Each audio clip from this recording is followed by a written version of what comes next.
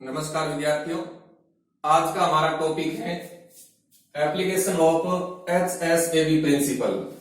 इससे पहले के वीडियो में मैंने आपको HSAB प्रिंसिपल की 4 एप्लीकेशंस के बारे में बताया था, जिसमें पहली एप्लीकेशन थी रिलेटिव स्टेबिलिटी ऑफ कॉम्प्लेक्सेस, दूसरी एप्लीकेशन थी relative stability of hydrogen halides, तीसरी एप्लीकेशन थी फिजिबिलिटी ऑफ रिएक्शंस और चौथी एप्लीकेशन थी डायरेक्शन ऑफ रिएक्शंस।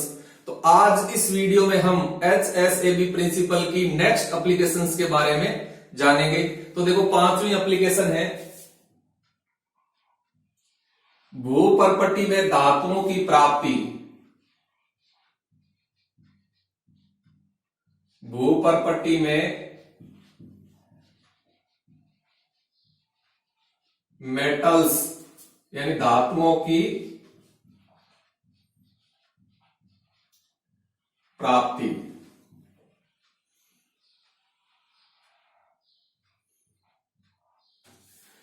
देखिए, हम जानते हैं कि कुछ धातुएं ऐसी होती हैं जो भूपर्पटी के अंदर ऑक्साइड एवं कार्बोनेट अयस्कों के रूप में पाई जाती हैं, जबकि कई धातुएं ऐसी होती हैं जो कि भूपर्पटी के अंदर सल्फाइड अयस्कों के रूप में पाई जाती हैं। तो ऐसा क्यों होता है कि कई धातुएं ऑक्साइड एवं कार्बोनेट अयस्कों के रूप में पाई जाती हैं, जबकि कई धातुएं सल्फाइड अयस्कों के रूप में पाई जाती हैं? यह हम HSAB प्रिंसिपल के ज्ञान के आधार पर जान सकते हैं। तो देखिए,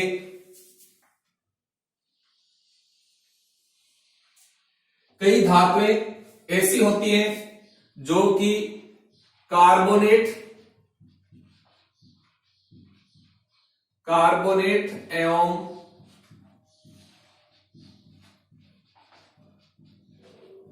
ऑक्साइड अयस्कों के रूप में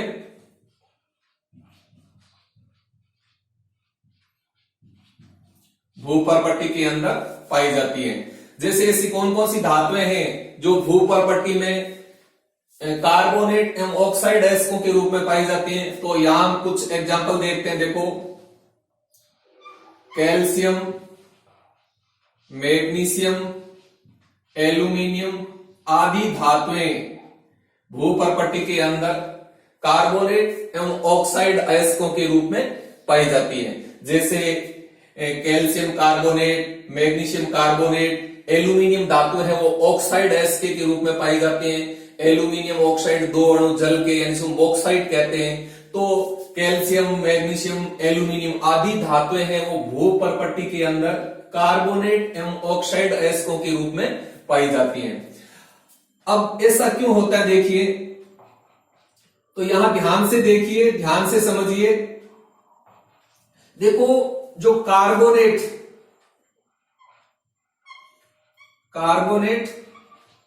एवं ऑक्साइड आयन होते हैं, ये दोनों हार्ड बेस होते हैं। क्या होते हैं? हार्ड बेस होते हैं। यानी कार्बोनेट एवं ऑक्साइड ये दोनों हार्ड बेस हैं।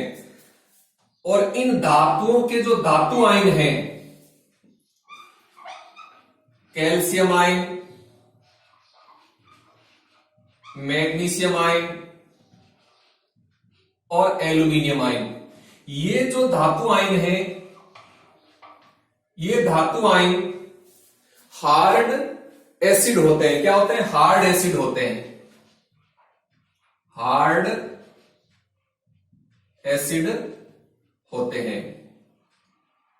और पियर्सन प्रिंसिपल यानी HSAB प्रिंसिपल के अनुसार जब किसी कंपाउंड के अंदर हार्ड कॉम्बिनेशन अथवा सॉफ्ट कॉम्बिनेशन होता है, तो ऐसे कंपाउंड अपेक्षाकृत मोर स्टेबल होते हैं, अधिक स्थायी होते हैं। तो यहां क्या होता है, देखो, इन धातु आयनों के साथ में जब ये कार्बोनेट या ऑक्साइड अयस्क का कॉम्बिनेशन होता है, तो यहां क्या होता है? हार्ड कॉम्बिनेशन होता है। और हार्ड कॉम्बिनेशन के द्वारा यहां जो यौगिक बनते हैं, जो कंपाउंड बनते हैं, वो अपेक्षाकृत मोर स्टेबल होते हैं, अधिक स्थायी होते हैं। इसीलिए कैल्शियम, मैग्नीशियम, एल्यूमिनियम जैसी धातुएं हैं, ये धातुएं भूपर्पट्टी के अंदर कार्बोनेट एवं ऑक्साइड अयस्कों के रूप में पाई जाती हैं। क्योंकि जैसे कैल्शियम कार्बोनेट है, मैग्नीशियम कार्बोनेट है, एल्यूमिनियम ऑक्साइड, ये जो कार्बोनेट एवं ऑक्साइड अयस्क हैं, इनके अंदर हार्ड का कॉम्बिनेशन है। और जब हार्ड का कॉम्बिनेशन है तो पियर्सन प्रिंसिपल के अनुसार ऐसी स्थिति में ये जो कार्बोनेट और ऑक्साइड अयस्क हैं, ये अपेक्षाकृत मोर स्टेबल होते हैं, अधिक स्थायी होते हैं। इसीलिए ये कुछ धातुएं हैं, ये भूपर्पट्टी के अंदर कार्बोनेट एवं ऑक्साइड अयस्कों के रूप में पाई जाती है। यानी वे धातुएं भूपर्पट्टी के अंदर कार्बोनेट एवं ऑक्साइड अयस्कों के रूप में पाई जाती हैं जिन धातुओं के धातु आयन है वो हार्ड एसिड होते हैं। क्यों? क्योंकि कार्बोनेट एवं ऑक्साइड ये हार्ड बेस होते हैं, और जिन धातुओं के धातु आयन हार्ड एसिड होते हैं वे धातुएं सामान्यतः भूपर्पट्टी में कार्बोनेट एवं ऑक्साइड अयस्कों के रूप में पाई जाती है। क्योंकि उस कंडीशन में क्या होगा, उस कंडीशन में हार्ड कॉम्बिनेशन से ये कार्बोनेट एवं ऑक्साइड अयस्क बनेंगे जो कि अपेक्षाकृत अधिक स्टेबल होते हैं। अब देखो, कुछ धातुएं ऐसी होती हैं जो भूपर्पट्टी के अंदर सल्फाइड अयस्कों के रूप में पाई जाती है। सल्फाइड अयस्कों के रूप में पाई जाती है। अब देखो कौन सी धातुएं हैं जो सल्फाइड अयस्कों के रूप में पाई जाती हैं। यहां हम कुछ धातुओं के एग्जाम्पल लें तो सोना,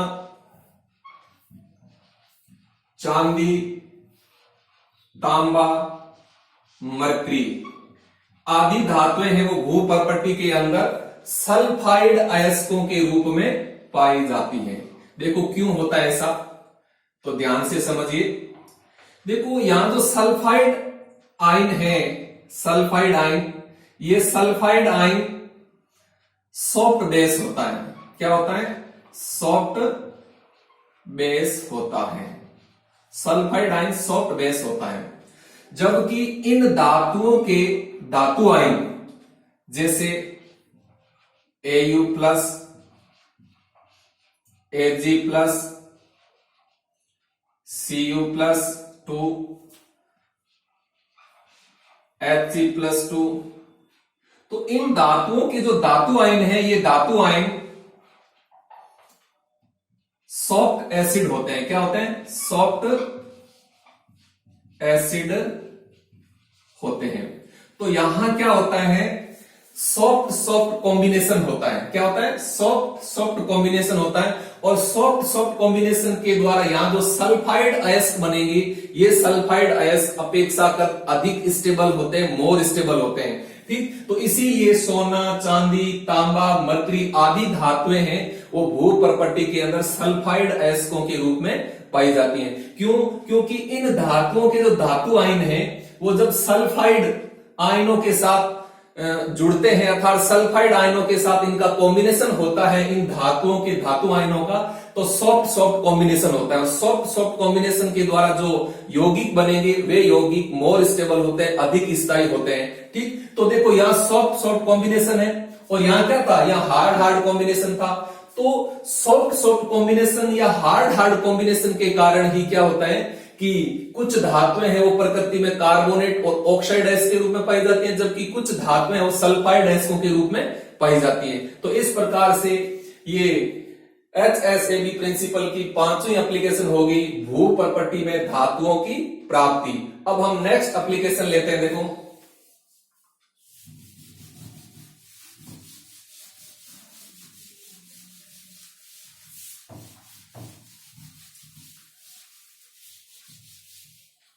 छह नंबर, देखो 6 नंबर, धातु उत्प्रेरकों की सक्रियता को कम करना। धातु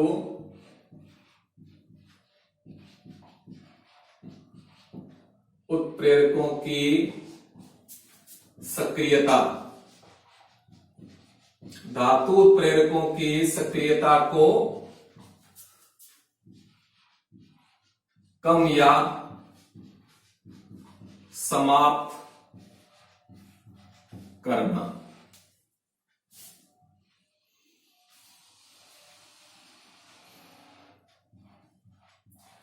अब देखो कोई धातु उत्प्रेरक है, उस धातु उत्प्रेरक की सक्रियता को कैसे कम करेंगे? तो HSAB प्रिंसिपल यानी पियर्सन प्रिंसिपल के ज्ञान के आधार पर हम किसी धातु उत्प्रेरक की सक्रियता को कम कर सकते हैं। कैसे? देखो निकल, पैलेडियम, प्लेटिनम, इन धातुओं का उपयोग सामान्यतः उत्प्रेरक के रूप में किया जाता है। कैटलिस्ट के रूप में इन धातुओं का उपयोग है वो जनरली किया जाता है। ठीक, अब देखो इन धातुओं के जो धातु आयन होते हैं, निकल, पैलेडियम और प्लेटिनम, तो इन धातुओं के जो ये धातु आयन है, ये धातु आयन सॉफ्ट एसिड होते हैं। क्या होते हैं? सॉफ्ट एसिड होते हैं। सॉफ्ट एसिड होते हैं। यदि हम इन धातु आयनों के साथ में या इन धातुओं के साथ में सॉफ्ट बेस को मिला दें, क्या मिला दें? सॉफ्ट बेस को मिला दें। जैसे देखो कार्बन मोनोऑक्साइड, एथीन, फॉस्फीन, आर्सीन आदि क्या होते हैं? ये सॉफ्ट बेस होते हैं। क्या होते हैं? सॉफ्ट बेस होते हैं। सॉफ्ट बेस होते हैं। ठीक, यदि हम इन धातुओं के साथ में कार्बन मोनोऑक्साइड, एथीन, फॉस्फीन, आर्सीन आदि सॉफ्ट बेस को मिला दें तो यहां क्या होता है? सॉफ्ट सॉफ्ट कॉम्बिनेशन होता है। क्या होता है? सॉफ्ट सॉफ्ट कॉम्बिनेशन होता है। और सॉफ्ट सॉफ्ट कॉम्बिनेशन होता है तब क्या होता है कि जो ये पदार्थ हैं, ये पदार्थ इन धातुओं की सतह पर प्रबलता से अधिशोषित हो जाते हैं, जिसके कारण क्या होगा? धातुओं की सतह पर जो सक्रिय केंद्र हैं, उन सक्रिय केंद्रों की संख्या या तो समाप्त हो जाती है या कम हो जाती है, जिसके परिणाम स्वरूप इन धातुओं की जो उत्प्रेरक सक्रियता है वो या तो कम हो जाती है या समाप्त हो जाती है। तो इस प्रकार से हम HSAB प्रिंसिपल के ज्ञान के आधार पर किसी धातु उत्प्रेरक की सक्रियता को कम कर सकते हैं। कैसे करेंगे? जो अपने पास धातु है तो उस धातु का धातु आयन कौन सा एसिड है देख लो, हार्ड एसिड है या सॉफ्ट एसिड है, उसके अकॉर्डिंग उसकी सतह पर कोई आप बेस डाल दो। अगर धातु सॉफ्ट है तो सॉफ्ट बेस डालेंगे, अगर धातु आयन हार्ड है तो हार्ड बेस डालेंगे, जिससे क्या होगा? हार्ड हार्ड अथवा सॉफ्ट सॉफ्ट कॉम्बिनेशन होगा। और जब हार्ड हार्ड अथवा सॉफ्ट सॉफ्ट कॉम्बिनेशन होगा तो उस कंडीशन में क्या होगा? वो पदार्थ उस धातु उत्प्रेरक की सतह पर प्रबलता से अधिशोषित हो जाएगा, जिससे उस धातु उत्प्रेरक की सतह पर जो सक्रिय केंद्र होते हैं उनकी संख्या या तो कम हो जाएगी या सक्रिय केंद्रों की संख्या वो समाप्त हो जाएगी, जिससे क्या होगा कि उस धातु उत्प्रेरक की जो उत्प्रेरक सक्रियता है वो या तो कम हो जाएगी या समाप्त हो जाएगी। तो इस प्रकार से हम किसी धातु उत्प्रेरक की सक्रियता को HSAB प्रिंसिपल के ज्ञान के आधार पर कम कर सकते हैं। तो ये छठी एप्लीकेशन हो गई धातु उत्प्रेरकों की सक्रियता को कम या समाप्त करना। नेक्स्ट एप्लीकेशन देखो 7 नंबर,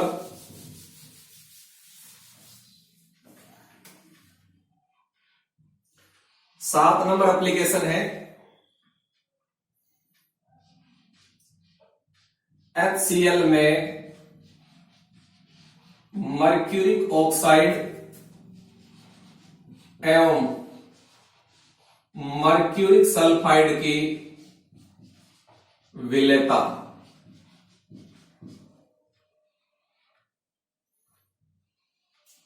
HCl में मर्क्यूरिक ऑक्साइड एवं मर्क्यूरिक सल्फाइड की विलेयता।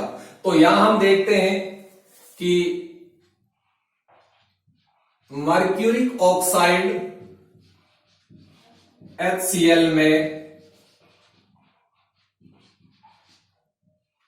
विलयशील है। मर्क्यूरिक ऑक्साइड HCl में विलयशील है जबकि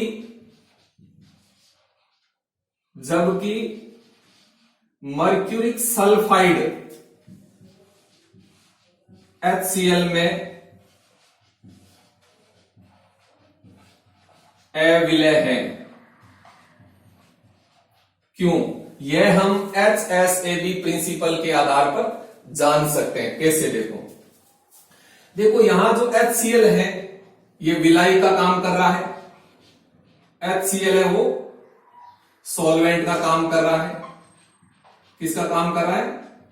सॉल्वेंट का। अब देखो इस HCl के अंदर क्या है? H आयन है और क्लोराइड आयन है। ठीक, तो यहां देखो जो H आयन है ये H आयन हार्ड एसिड होता है। क्या होता है? हार्ड एसिड होता है। और जो क्लोराइड आयन है ये क्लोराइड आयन सॉफ्ट बेस होता है। क्या होता है? सॉफ्ट बेस होता है। तो इस सॉल्वेंट के अंदर हार्ड सॉफ्ट का कॉम्बिनेशन है।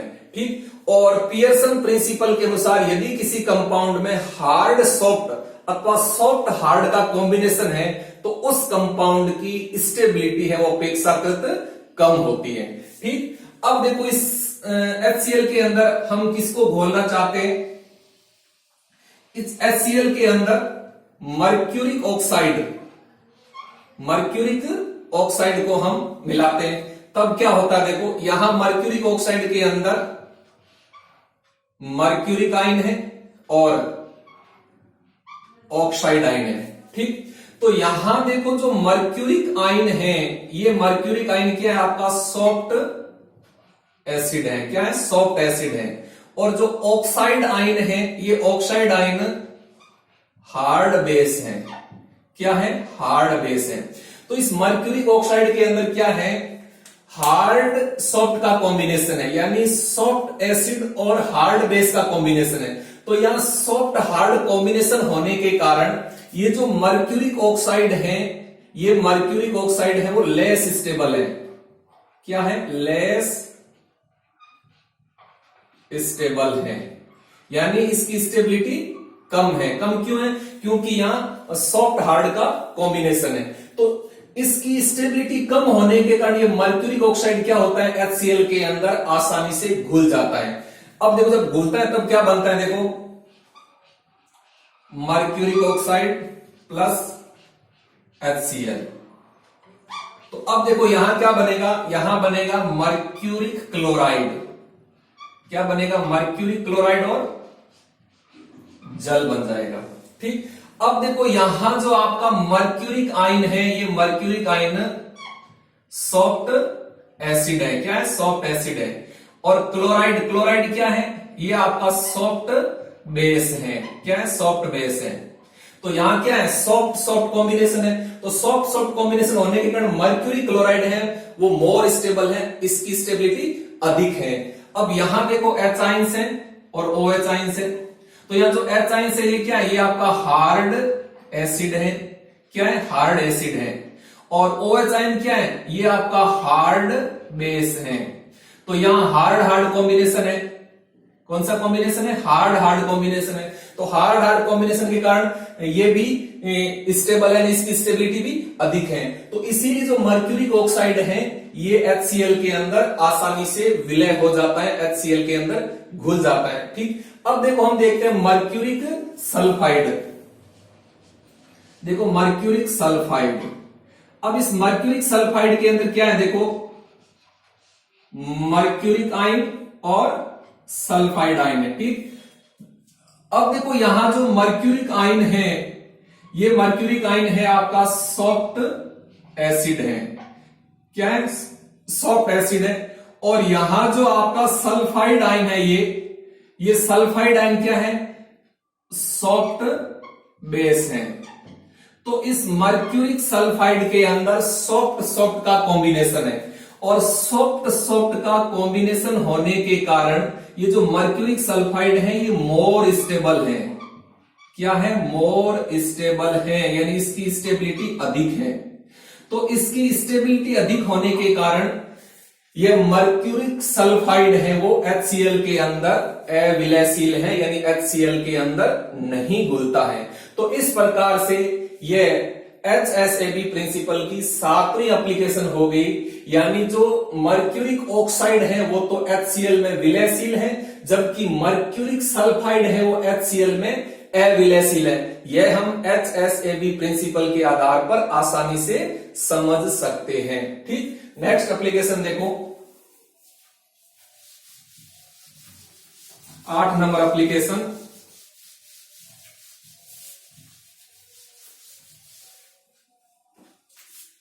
आठवीं एप्लीकेशन है संकुल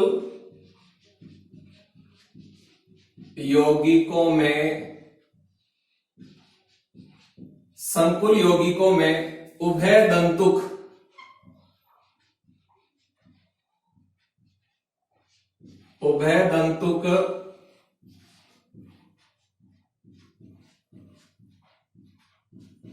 लिगेंडों के उपसह संयोजन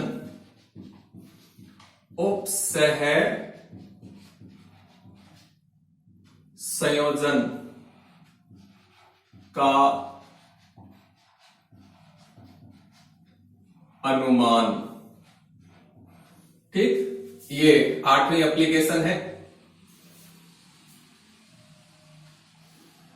HSAB प्रिंसिपल की, यानी उभयदंतुक लिगेंड, जिसको हम बोलते हैं एम्बीडेंटेड लिगेंड।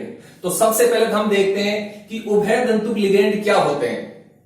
उभयदंतुक लिगेंड ऐसे लिगेंड होते हैं जिनमें दो भिन्न भिन्न दाता परमाणु होते हैं, लेकिन एक समय में एक ही दाता परमाणु केंद्रीय धातु परमाणु के साथ उपसह संयोजी बंध बनाता है। तो ऐसे लिगेंड्स को हम एम्बीडेंटेड लिगेंड्स यानी उभयदंतुक लिगेंड कहते हैं। तो देखो, कोई उभयदंतुक लिगेंड है वो किसी धातु के साथ कौन से दाता परमाणु से जुड़ेगा, यह हम HSAB प्रिंसिपल के ज्ञान के आधार पर आसानी से जान सकते हैं। तो यहां हम देखो, एक एग्जांपल के द्वारा समझते हैं।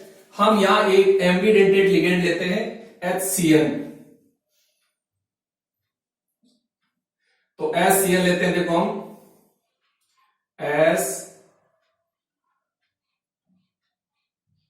HCl,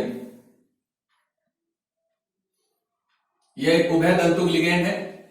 अब देखो, इसके पास में एक लोन पेयर है, इसके पास में नेगेटिव चार्ज होता है, और इस सल्फर के पास में 3 लोन पेयर है। ठीक, यह एक उभयदंतुक लिगेंड है। अब देखो, इसमें दो भिन्न भिन्न दाता परमाणु कौन से, एक तो दाता परमाणु है नाइट्रोजन और एक दाता परमाणु है सल्फर। दो भिन्न भिन्न दाता परमाणु है। यहां देखो नाइट्रोजन है, नाइट्रोजन की इलेक्ट्रोनेगेटिविटी अधिक है, तो यहां जो नाइट्रोजन है ये किसका काम करेगा, ये काम करेगा आपका हार्ड बेस का।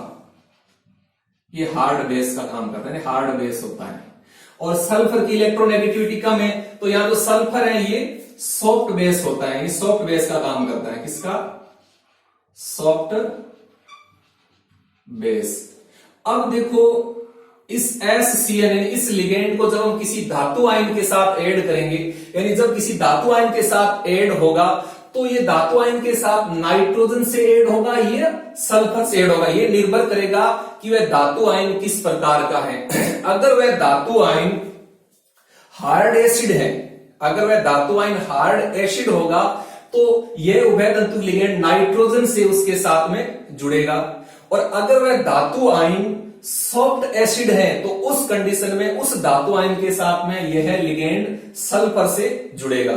ठीक, क्योंकि जब हार्ड हार्ड कॉम्बिनेशन या सॉफ्ट सॉफ्ट कॉम्बिनेशन होता है, तो उस कंडीशन में जो बॉन्ड बनता है वह बॉन्ड अपेक्षाकृत अधिक मजबूत होता है, स्ट्रॉन्ग होता है, जिसके कारण जो बनने वाला कंपाउंड है उसकी स्टेबिलिटी बढ़ जाती है। तो देखो, हम यहां दो धातु आयन लेते हैं। एक धातु आयन है अपने पास में कोबाल्ट आयन, ठीक है, कोबाल्ट आयन है, और एक अपने पास में पैलेडियम आयन है। क्या है? पैलेडियम आयन है।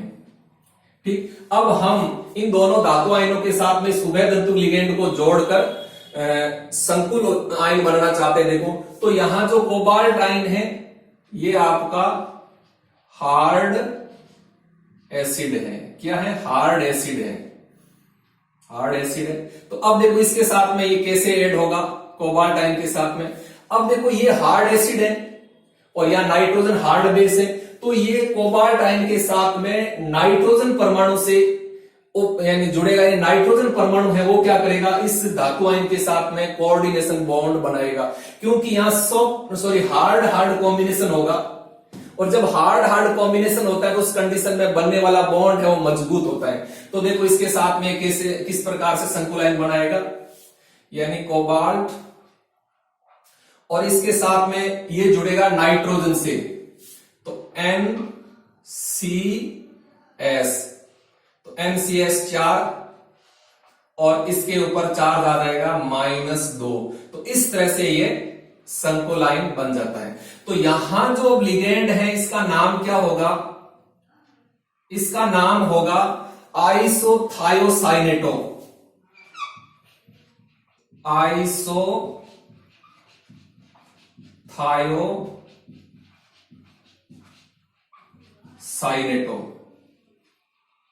आइसोथायोसाइनेटो कहेंगे यहां, क्योंकि यहां धातु आयन के साथ में जो ये लिगेंड है ये नाइट्रोजन परमाणु से जुड़ा हुआ है, तो इसका नाम होगा आइसोथायोसाइनेटो।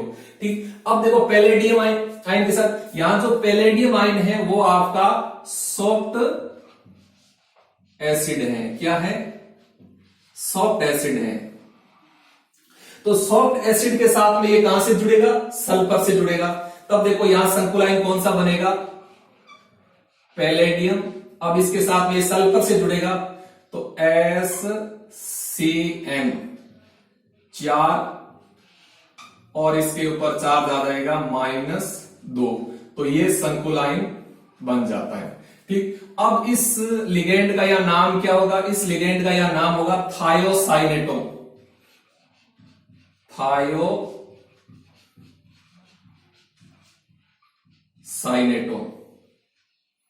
थायोसाइनेटो। तो इस प्रकार से कोई उभयदंतुक लिगेंड है, वह उभयदंतुक लिगेंड किसी धातु आयन के साथ में कौन से दाता परमाणु से जुड़ेगा, यह हम HSAB प्रिंसिपल के आधार पर आसानी से जान सकते हैं। तो इस प्रकार से HSAB प्रिंसिपल की ये 8 एप्लीकेशंस हो गई, इनको आपको अच्छी तरह से याद करना है। ठीक, अब आप असाइनमेंट के रूप में क्वेश्चन नोट कीजिए। तो क्वेश्चन लिखिए, क्वेश्चन नोट कीजिए आप।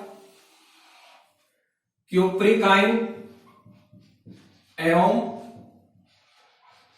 कैडमियम आयन, क्यूप्रिक आयन एवं कैडमियम आयन के पृथक्करण में HSAB प्रिंसिपल की भूमिका बताइए। दोबारा सुनिए, क्यूप्रिक आयन एवं कैडमियम आयन के पृथक्करण में HSAB प्रिंसिपल यानी पियर्सन प्रिंसिपल की भूमिका बताइए। धन्यवाद, थैंक यू।